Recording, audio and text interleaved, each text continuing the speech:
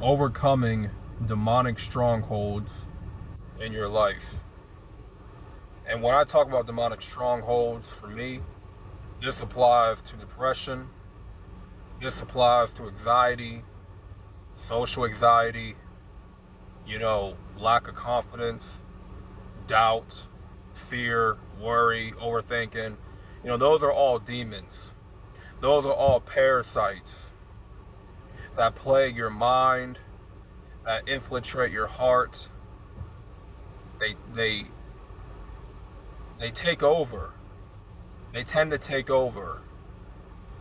Those parasitical demons that hack our body, hack our mind, to go against our own purpose, our own path, stops us from becoming great.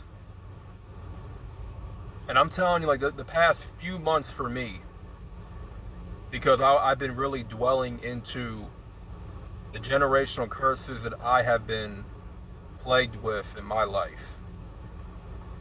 And these generational curses, I had to really discover them for myself. And look at my family tree, look at myself, look what I've been through. And this is not me, playing victim or nothing like that, but in some ways my life has been cursed. In some ways my life has been cursed. And when you realize this, because for me personally, I'm about, when I'm stuck with a problem, when I'm stuck with an obstacle, I'm wired to figure out a way to overcome that obstacle. I'm gonna find a way or find a solution to move past the problem, because I'm a solution oriented person. When there's a will, there's a way. And I believe that when it comes to my generational curses, when it comes to the battles I faced, conflicts, no matter what, God finds a way for you. He finds a way for me to move past, to overcome, to persevere. And see, spiritual warfare happens when you begin to expose the demons in your life. When you expose that generational curse, you know it's there, you know you're cursed with something, right? It could be gluttony, sexual lust, alcohol addiction, whatever vice, whatever sin. And when you sin one time, you're open the door for more sin. That's what happens. Sin is like a domino effect. If someone in your family sins and they left this world unclean, generations later, you may be the one that pays for their sin, that pays for their uncleanness. An ancestor from the past, they were in filthy sin and they never repented. They never got baptized. They never got saved. And you wind up becoming cursed with their iniquities. And this is something that I had to discover with myself months ago. And I'm not going to lie. There was one month in particular in March where it was me discovering that I've been cursed with something, and I want to get into that in a later video. But really, when I discovered this curse and seeing how it was affecting my life, seeing how it was playing on my emotions, my psyche, it was playing on different demons that I was battling, right? And I just became very sad. I became very, not depressed, but I just became, you know,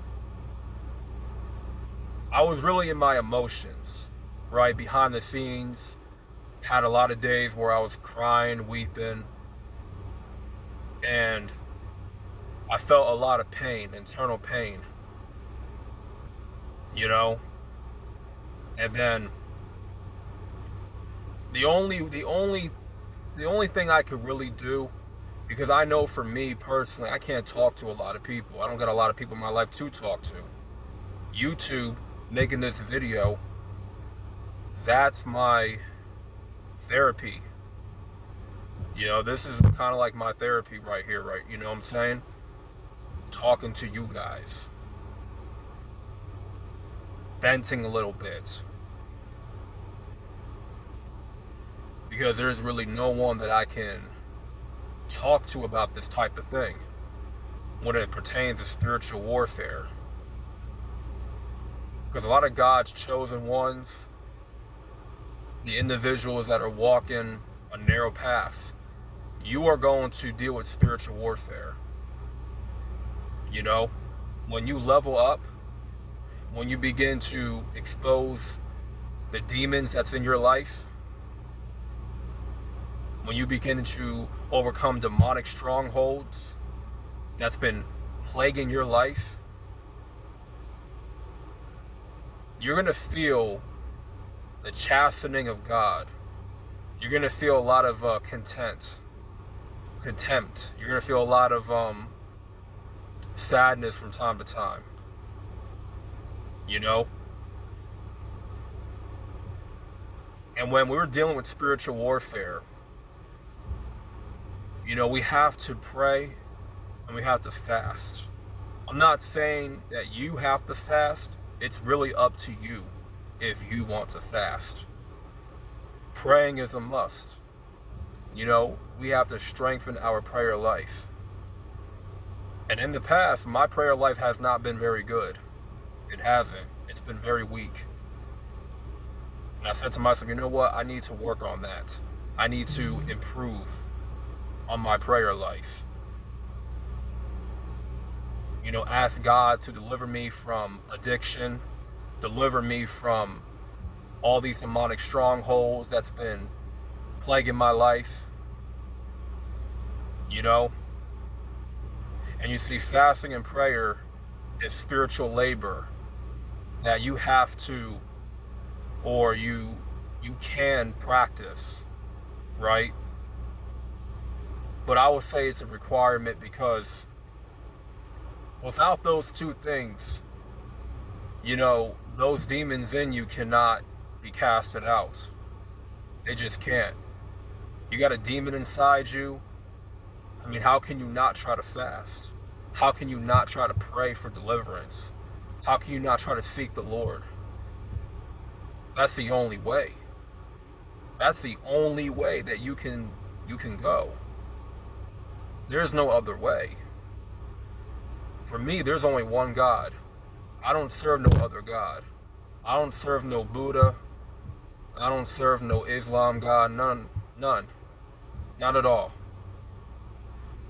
Zilch. Except for the Most High. You know, that's the God that I serve.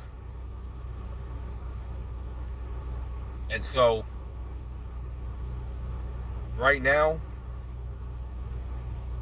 I have to put my flesh under subjection. You know, I've been fasting more than ever. In the season that I'm in right now, I'm required to go through a fast. You know, I may haven't gone through a fast for 2 or 3 days. The most I gone was for 24 hours. You know, no food, just drinking water. That's about it. And that's the time to really connect with the holy word, with the Lord himself, and to start, you know, start making those demons uncomfortable. You know, start really fighting and beating those demons, making them starve. There are times, man, we gotta let our flesh starve out. We gotta let it starve. You know? Let them get all uncomfortable. Because once we put our flesh under subjection, we become focused. We become focused on God and His Word. That's a time to let the Word govern your mind, govern your soul, your heart, and to seek Him out wholeheartedly. You know, spiritual warfare is not no joke. There's some people in your past that can pop up out of nowhere, and they were a blemish in your past. They were no good for you, but for some reason, when you level up, some of those people might come back, those parasites.